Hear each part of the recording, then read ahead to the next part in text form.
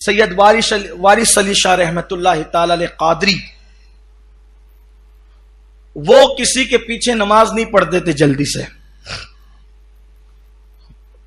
تو لوگوں نے فتنہ بپا کیا کہ یہ نماز ہی نہیں پڑھتے. وہ پڑھتے تھے نماز لیکن کسی کے پیچھے نہیں پڑھتے تھے، یعنی کسی کی اقتدا نہیں کرتے تھے، خود پڑھاتے بھی نہیں تھے اور کسی کے پیچھے پڑھتے بھی نہیں تھے، اپنے اجرے میں رہتے تھے، نماز پڑھتے تھے. تو لوگوں نے فتنہ کیا نماز نہیں پڑھتے. پبلک تو پبلک ہی ہے نا، پھر انہیں تو فتنہ ہی چاہیے الا ماشاء اللہ. تو ان کے پیچھے فتنہ لگا دی، نماز نہیں پڑھتے، نماز نہیں پڑھتے. وارث پاک کو لوگوں نے کہا کہ نماز نہیں پڑھتے. میں تو پڑھتا ہوں. کون کہتا نہیں پڑھتے؟ کہا آپ کو کسی کے پیچھے نہیں پڑھتے تو لوگ کہتے نہیں پڑھتے. کہا چلو ٹھیک ہے بھائی، اگر آپ پڑھوانا ہی چاہتے ہو تو چلو لے چلو، کہاں چلتے ہیں. تو ایک امام صاحب کے پیچھے لے جا کر کھڑا کیا. امام صاحب نے کہا اللہ اکبر، انہوں نے بھی کہا اللہ اکبر. تو سرکار وارث پاک نماز تو پڑھ لی.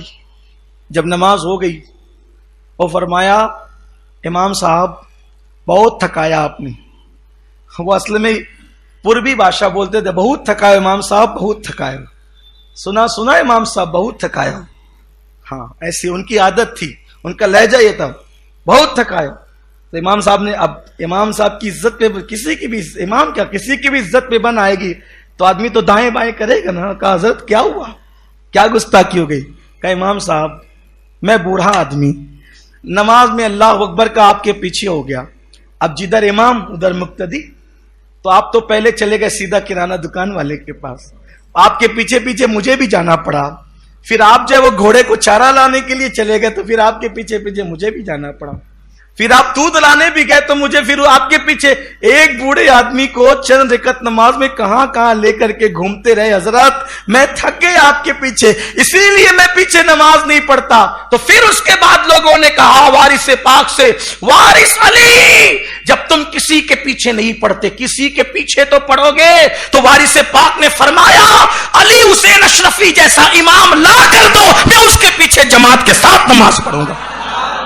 اگر امام ہو تو علی حسین اشرفی میاں جیسا، شیخ المشائخ سیدی اعلیٰ حضرت اشرفی میاں جیسا امام لا کر ان کے پیچھے نماز پڑھو. تو اب ہم لوگ لیکن یہ نہیں کر سکتے، ورنہ پتا چلا مینکیوں کو بھی زکام ہو جاتا ہے. چلو اب ہم بھی کسی کے پیچھے نہیں پڑیں گے تو آپ بھی تو وارث پاک بنے نا.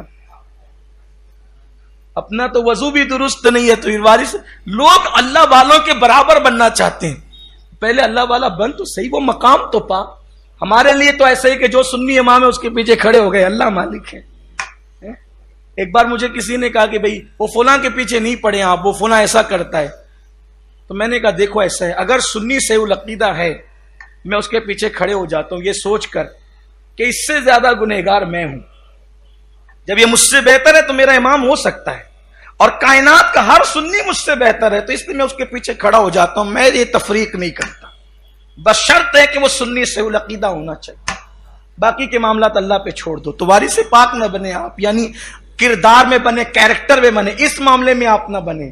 ورنہ کچھ لوگ ایسے بھی ہوتے ہیں فجر میں خود پڑے رہیں گے اور وہ کہیں گے اس کے پیچھے نہیں ہوتی ہماری اور اس کے پیچھے نہیں ہوتی.